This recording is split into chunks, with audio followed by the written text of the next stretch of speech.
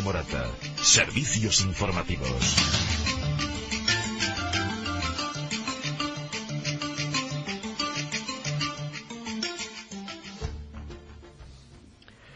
Nuestra próxima entrevista va a ser para don Luis Andrés, responsable de turismo de Villarejo, que nos va a explicar o contar un poco la historia de recién reconstruida, quiero decir, es el 10º aniversario estos días de la reconstrucción, ¿no?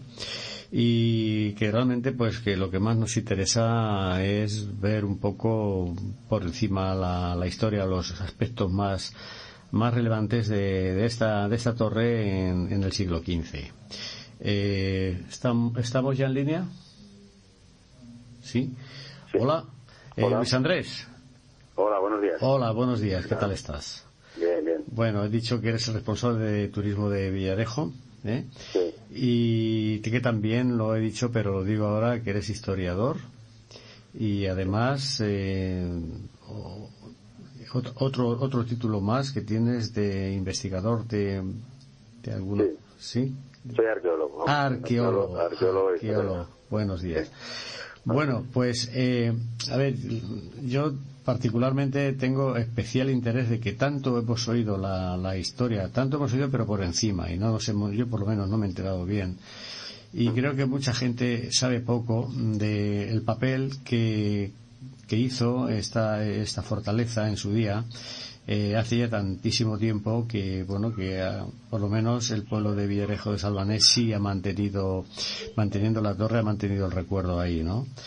Entonces, si nos podías explicar qué aspectos más relevantes realizó o qué servicio realizó la torre en aquella época tan remota. Bueno, antes de nada empezar matizando que la torre es solo una parte de lo que fue el castillo de Villarejo. Realmente estamos hablando de una fortaleza de la cual ha llegado hasta nosotros solamente la torre del homenaje y algunos restos de lo que fue el sistema defensivo de la antemuralla y de la muralla que delimitaba el patio de armas. Pero el castillo tiene una historia muy dilatada y una evolución constructiva y funcional también muy diversa. O sea, no ha sido ni ha tenido siempre las mismas funciones y tampoco ha tenido la misma forma siempre, ¿no?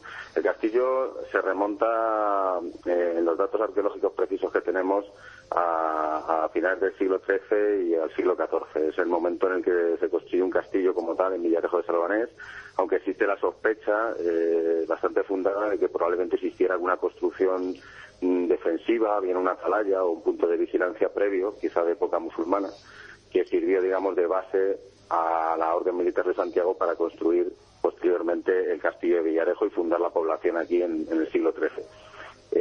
En un primer momento la fortaleza, el castillo de Villarejo, contaba también con una torre de homenaje que era algo diferente a la que hoy podemos observar, que es del siglo XV, pero en sus fases anteriores la torre era una torre cuadrada de tipología más pleno medieval. Y la función inicial de ese castillo pues fue un poco el control del territorio en la zona más septentrional, más al norte de los territorios de la Orden de Santiago. Es decir, una vez reconquistado a los musulmanes estos territorios y tras fundarse Villarejo en el siglo XIII, pues la función del castillo fue la de controlar el paso por el Camino Real de Valencia a los territorios de la Orden de Santiago, de manera que tenía una función defensiva, pero también tenía una función coercitiva en el sentido de imponer, digamos, el portazgo de paso a aquellos que atravesaban los territorios de la Orden Militar de Santiago. Por tanto, esa es una función primaria que luego va a ir transformándose a medida que pase el tiempo. Cuando finaliza la Edad Media, a finales del siglo XV, el castillo pasa a ser una fortaleza señorial. En ese momento, como consecuencia un poco de la designación de Villarejo como cabecera de la Encomienda Mayor de Castilla, y por tanto al convertirse el pueblo en un núcleo rector de un territorio mucho más amplio, el castillo pasa a convertirse en una fortaleza señorial y se engrandece. En ese momento es cuando la torre del homenaje, que hoy podemos observar, adquiere la forma que tiene hoy en día, con esos 8 cubos cilíndricos adosados que la hacen tan característica, y se mejora el sistema defensivo de la muralla, la antemuralla y demás, Además, en ese momento también se construye la residencia del Comendador Mayor dentro de la fortaleza, el Palacio de los Comendadores, que lamentablemente desapareció en el siglo XIX como consecuencia de la Guerra de Independencia. Y bueno, pues a partir de ese momento, durante todo el siglo XVI, el castillo pues va a ser un referente simbólico del poderío militar de la Orden de Santiago en sus territorios. Siempre un poco con esa función de control del paso de comunicación que representaba el Camino Real de Valencia, lo que hoy en día pues es la carretera de Valencia, que siempre está muy vinculada a la historia de Villarejo. A partir ya del siglo XVII, con la pérdida de la funcionalidad militar del castillo, pues un poco empieza a abandonarse, ya no se repara, no se mejora, y poco a poco empieza su decadencia, que fue continua hasta el siglo XIX, que es cuando ya desaparece el poder de la Orden Militar de Santiago en estos territorios. Luego el siglo XIX y XX han sido siglos muy dramáticos para la propia fortaleza, porque se fue desmantelando poco a poco para utilizar la piedra en otros usos. No existía protección legal para este tipo de construcciones hasta el siglo XX. Y bueno, pues hoy en día lo que estamos es un poco en la idea de recuperar la memoria de lo que fue el castillo, seguir conservando y conociendo lo que ha llegado hasta nosotros, que todavía nos quedan muchas cosas por conocer y averiguar y por recuperar, pero bueno, es un poco la función en la que estamos ahora, ¿no? Y por eso este año, en 2017, estamos celebrando los 10 años de la restauración del castillo y de su puesta en valor como centro de interpretación. Y bueno, estamos utilizando este recurso, esta fecha, ¿no? Pues para hacer un poco más de difusión y promoción de nuestro activo turístico más importante, que es el castillo. ¿Habéis emitido alguna documentación, algún libro que nos pueda dar encaje en la historia de España? Bueno, existe, una monografía como tal sobre el castillo no existe todavía. De hecho, bueno, yo estoy trabajando ahora precisamente en redactar un libro específico sobre el castillo, pero sin embargo sí que existen referencias en distintas revistas especializadas o libros de historia que recogen un poco algunos aspectos y distintas interpretaciones sobre el castillo y sus funciones a lo largo de la historia. Bueno, aquí en Villarejo contamos con un libro, con la tesis doctoral de Isabel Redondo Alcaide, que bueno, hizo su trabajo a principios de los años 90 y publicó una monografía en la que parcialmente se habla del castillo de Villarejo. Y luego ha habido otros muchos investigadores que, bueno, de una manera más puntual pues han hablado del castillo en sus trabajos, incluso desde el punto de vista arqueológico, ¿no? Pues que aquí en los años 80 y 90 pues hicieron importantes intervenciones arqueológicas en torno a la Torre del Homenaje, que permitieron descubrir la antemuralla y otros elementos defensivos. Y bueno, eso ha sido publicado parcialmente, ya digo, en revistas especializadas. Por lo que veo siempre, perdón, perteneció a la Orden de Santiago, puesto que no se ven casas reales o otro tipo de mandatos sobre el castillo. El castillo siempre perteneció en su época, digamos, de uso, ¿no? A la Orden de Santiago. Fue ella la que lo construyó y la que le dio sentido en sus distintos momentos. Sí que es verdad que la Orden de Santiago, como pasó con otras órdenes militares, a principios del siglo XVI pasan, digamos, a manos de la realeza, o sea, de la monarquía, y por tanto, de alguna manera sí que eran pertenencias de la corona, ¿no? Porque, bueno, a partir del siglo XVI el maestre de la orden solía ser el rey, ¿no? Entonces, bueno, pues desde ese punto de vista sí que perteneció a la corona. Sí.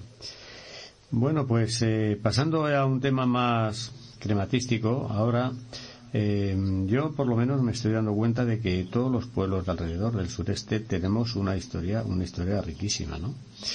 Y lo que estamos haciendo pues es promocionar el turismo, ¿no? Porque lógicamente lo está haciendo todo el mundo, ¿por qué no lo vamos a hacer nosotros? Y además muchas veces tenemos una cultura muy antigua y que permanece.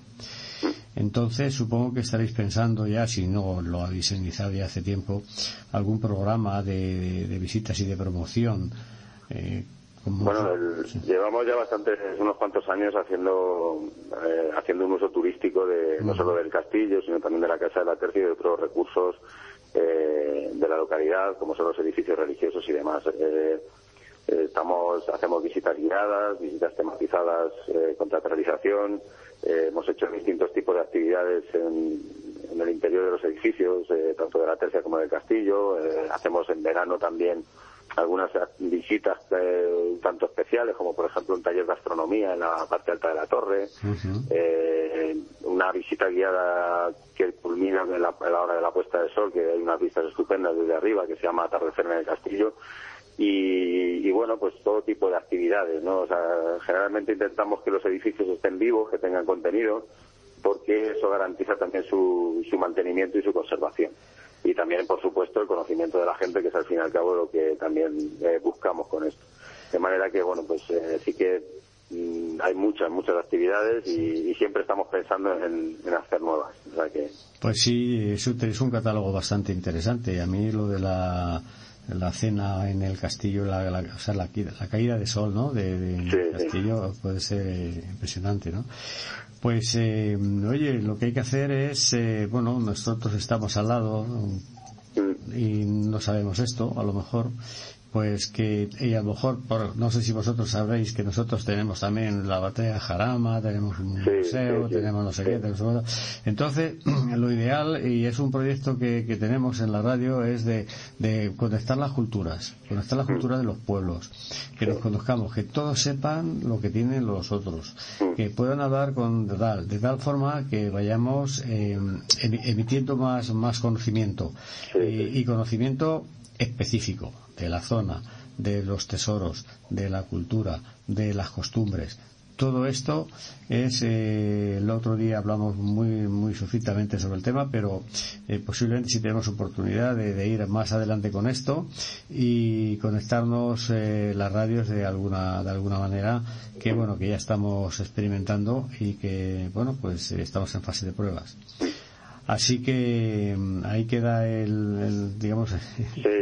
Por nuestra parte tenéis toda nuestra colaboración para este proyecto, porque desde mi punto de vista, y creo que en esto estaremos mucha gente de acuerdo, hay un problema de autoestima importante en la comarca sudeste de la Comunidad de Madrid. Es una zona que generalmente no ha valorado su propia cultura, sus propias tradiciones y también su propio patrimonio histórico.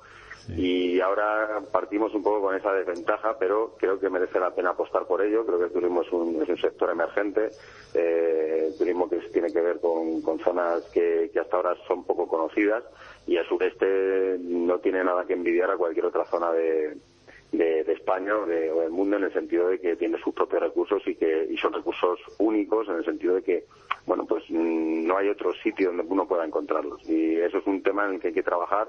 Desde luego que es una buena iniciativa la de Radio Morata de intentar servir de plataforma un poco para ese conocimiento mutuo del sureste, porque es verdad que hay una falta de conocimiento, a veces también de interés, no tanto a lo mejor porque no merezca la pena, sino porque como lo tenemos todo tan próximo, a veces no nos acercamos